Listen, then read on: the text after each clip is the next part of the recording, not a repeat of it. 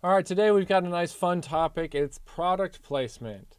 So we've seen this, well, we probably don't even really notice it anymore. We see this so often that it flies under the radar and we just feel like it's a natural part of consuming media content visually, right?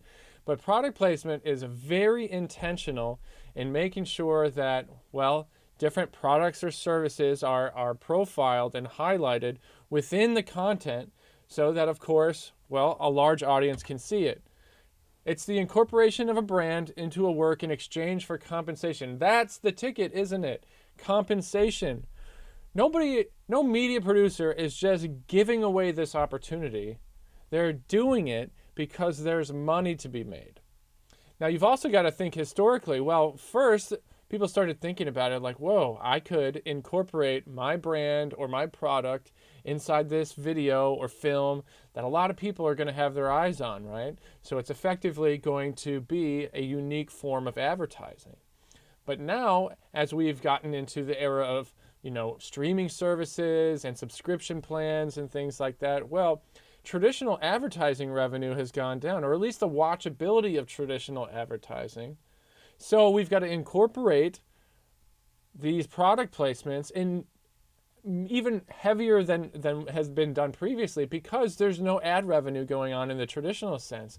So effectively, especially in regards to streaming services, product placement is becoming more common than, say, the additional advertisements that might happen, right? Like different services, Netflix and Hulu, they have like lower tier, lower cost subscription services that still include traditional advertising. You can't skip over it, but you pay a premium fee and you can skip over the traditional advertising. But no matter what, all of the content is going to be chock full of product placement, which is, again, advertising in sort of its own way. So what we're going to do today is talk about product placement in different arenas, right? So let's talk about film, television, and then YouTube or content creation product placement. Film is, well, you just got to think about the differences between those different mediums. Film is going to have your highest profile actors. It's going to have your, everybody that goes to see a film has to pay money, right? So there's just different criteria about going there. But think about what it means for a brand or a product to be associated with A-list actors and actresses. The highest profile type of projects that you can get out there. Those are the ones you most want associated with things. But it also means that those product placement spots are going to be reserved for the biggest brands, right? They're the only ones that are going to have the financial means to include themselves in these huge budget, big deal films. So think about some of the different films that use product placement in different ways. I'm not just talking about, like the first picture we had on there, I guess it was from a streaming service show, Stranger Things. But we've got the Coca-Cola can there. But I'm not just talking about strategically placed items that maybe we can see. I'm talking about a step further than that, product placement where the product is actually a plot device itself. The picture that we've got up here of Rita Repulsa from the newer version of Power Rangers movie, they used the Krispy Kreme brand as a plot device. The actual location of the Krispy Kreme donut in that film is a significant location that actually matters to the plot of the film. Hence, characters are always talking about and interacting with Krispy Kreme donuts. And it's actually pretty absurd to the level in which that product placement happens. But think of other things too. The FedEx from Castaway, the Tom Hanks film. He works for FedEx and he winds up crashing and going to the deserted island and stuff. And there's all these references to FedEx. Now, what's interesting about that one is that's product placement, but maybe associated in a way that maybe that brand wouldn't necessarily like. I mean, which brand wants to be associated with employees being in plane crashes and things like that? So really interesting things to think about. Again, the difference between film and television is going to be the profile of what is being associated with, right? The media content, just like how high a profile is it. Now on television, traditional television too is what I'm talking about. You have an aging audience. All right, people that access television in the traditional sense are older people. and they do things in their sort of routine, habitual ways. And so the product placement that is going to happen not only is going to be brands and products that are consumed by that group of people, by that demographic, but it's also done in a different sort of way. Like I've got a picture of Simon Cowell there, and you think about all those different America's Got Talent or American Idol and all those kind of like judge shows.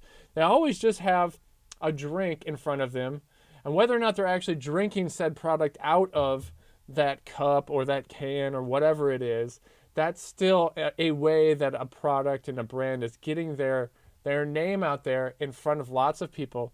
Every single time that we need a camera on one of those judges, we get that product placement happening.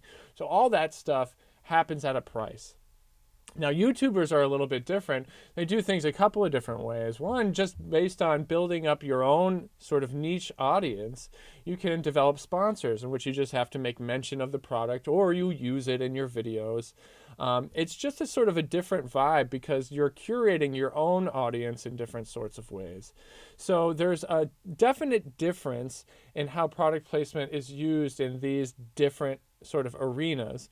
And you might even say the same thing for music videos. You know, ultimately, there's the point is there. We want to get a product or a service out in front of an audience, and hopefully the result is that we're going to sell or move more of that product or service, right? But each different area to which we're using product placement is going to approach doing so just a little bit differently. Here's an important thought, is vertical integration, the arrangement in which the supply chain of a company is owned by that company. Now this is happening more and more and more, but originally it would be something like, well, Disney is the easiest example. Disney was not necessarily the first, but one of the big media conglomerates that started to have ownership of other distribution methods, right? So Disney also owns ABC and Fox and ESPN. So each one of those things can essentially help do product placement for itself. But now all of those services, and this is where the supply chain kind of thing comes into play in this vertical integration, is all of these things, Disney, Netflix, Hulu, Apple TV Plus, all of those things are in control of the distribution or the supply chain of this media content.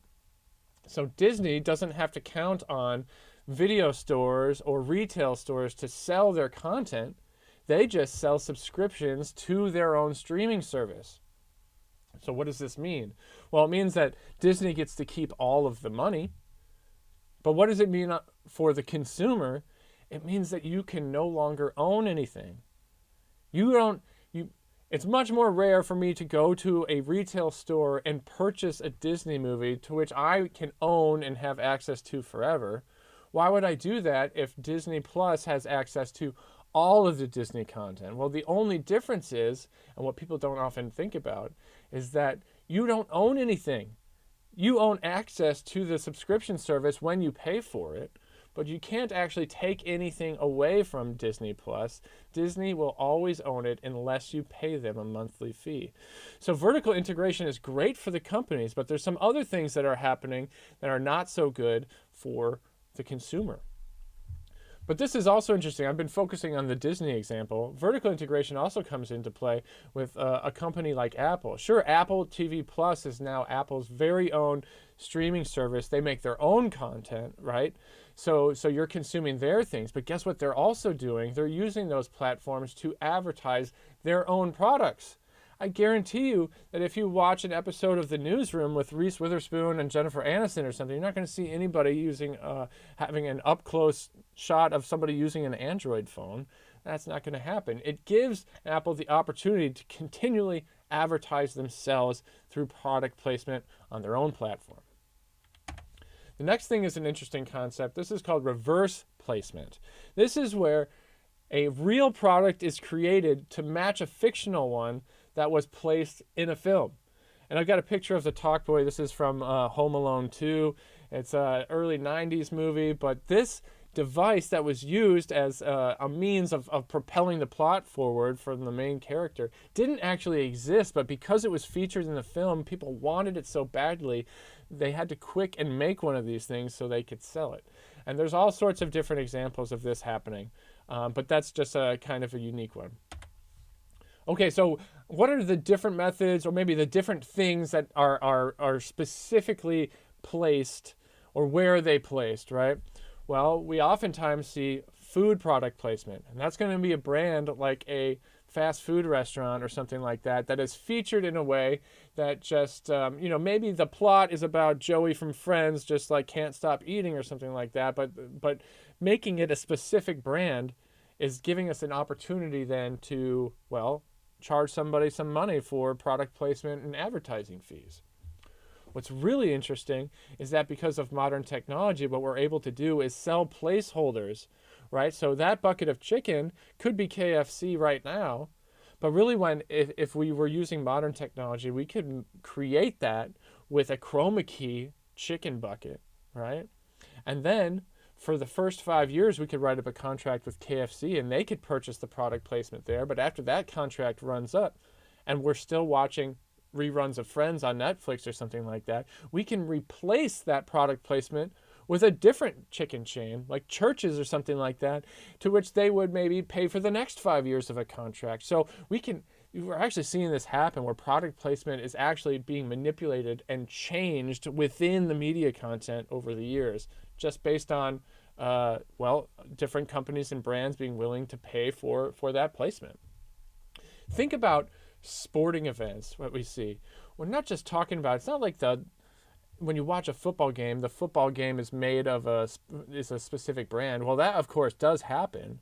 But think about all the different places at a sports arena where where brand awareness takes place, right?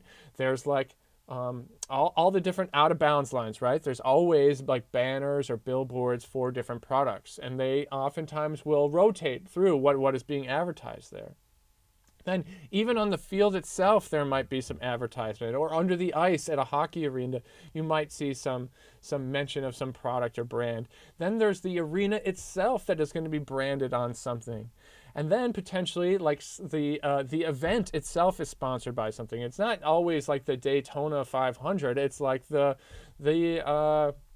Budweiser Daytona 500 or whatever it might be, right? So sporting events give us these incredible opportunities, and if you just like really focus, try to like not focus on the sport, but just all the product placement during the broadcast of a sporting event, it's amazing how much is happening there. Oh, and then we've got tobacco, right? It's actually illegal to advertise tobacco on TV. So what do? We sneak it in product placement. One example that I often like to talk about is the Flintstones. Old cartoons of the Flintstones that actually featured Fred and Barney smoking Winston cigarettes and making shameless plugs to that company, and how I think the tagline was "Winston's taste good like a cigarette should," and how awful that is. But because you can't actually advertise it, you can use it in product placement. So we see that all the time in ways to sort of get around the ethic. Well, maybe you can't get around the ethics, but you can get around the legalization of those kinds of things. So there you have it. We're just tapping into product placement. Hopefully when you're watching content, you start to notice just like how prevalent, how frequent product placement is, and also start to identify really unique ways in which this is happening to which a lot of people don't even notice.